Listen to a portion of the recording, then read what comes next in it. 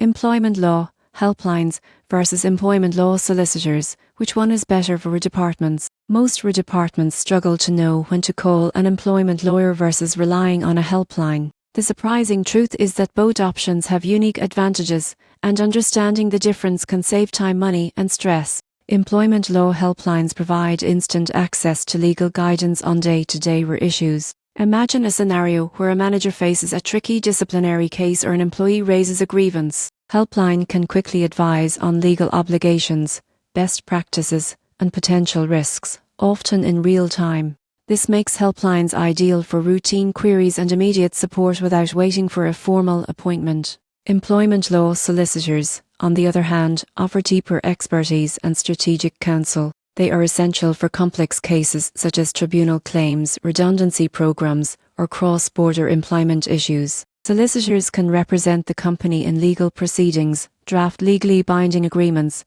and provide tailored advice for high-stakes situations. However, this expertise comes at a higher cost and usually requires more lead time. The key difference lies in complexity and immediacy. Helplines excel at rapid guidance for common challenges, helping departments make quick, compliant decisions. Solicitors are better suited for complex, high-risk cases where in-depth analysis, negotiation, or formal representation is required.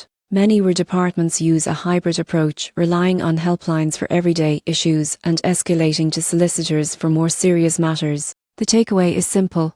Teams benefit from the speed and cost-effectiveness of helplines for routine employment queries, while solicitors provide the strategic depth necessary for complex or contentious issues. By balancing both, organizations can protect themselves legally, manage employee relations efficiently, and maintain compliance across the board.